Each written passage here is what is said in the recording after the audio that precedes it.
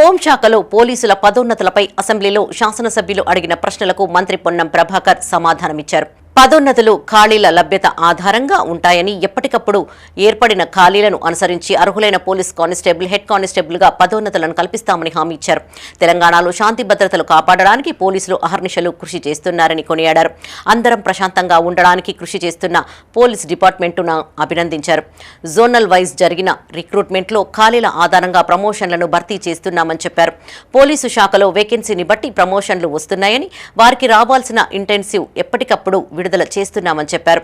నిజామాబాద్లో దాడిలో గాయపడిన కానిస్టేబుల్ కుటుంబానికి ఎక్స్గ్రేషియా ఇవ్వడంతో పాటు వారి కుటుంబంలో ఒకరికి ఉద్యోగం అందించామని గుర్తు చేశారు. 18 సంవత్సరాలు 24 సంవత్సరాలకు సంబంధించిన సర్వీస్ చేసినటువంటి వాళ్ళకు ఆర్థిక పరంగా ఏదైతే లబ్ధి రావాలో ఆ లబ్ధి చేరే విధంగా ప్రభుత్వం వెంటనే స్పందిస్తుంది అధ్యక్ష. దానికి ఎక్కడ కూడా ఇబ్బంది లేదని గౌరవ సభ్యుల ద్వారా తెలియజేస్తా ఉన్నాను.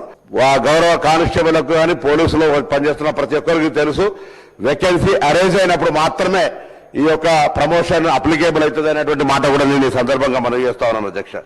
గౌరవ మాజీ హోంమంత్రి గారు పోలీసులకు సంబంధించినటువంటి 2009 బ్యాచ్, అదేవిధంగా 91, 95, 96 బ్యాచ్లకు సంబంధించి నాగరాజు గారు కూడా చెప్పడం జరిగింది అధ్యక్ష.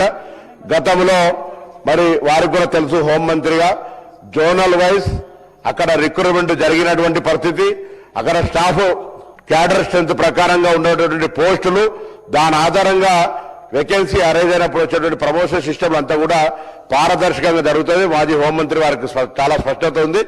తప్పకుండా ఇప్పుడు కూడా ఈ ప్రభుత్వం ఎక్కడెక్కడ క్లియర్ వేకెన్సీ ఉందో దానికి సంబంధించి వెంటనే డిపిసిలను కూర్చోమనడం కానీ, ప్రమోషన్కు సంబంధించినటువంటి వ్యవస్థల్ని వెంటనే నిర్ణయాలు తీసుకొని ఎక్కడ కూడా జాప్యం లేకుండా, అందరూ కూడా తెలుసు, ఎందుకంటే ప్రమోషన్లకు సంబంధించినటువంటి ఒక ప్రక్రియ, ఒక పద్ధతి ప్రకారంగా ఏ ప్రభుత్వం ఉన్నా దానికి ఒక పద్ధతి ప్రకారం ఉంటుంది అనేటువంటి మాట నేను ఈ సందర్భంగా మనం చేస్తున్నాను అధ్యక్ష.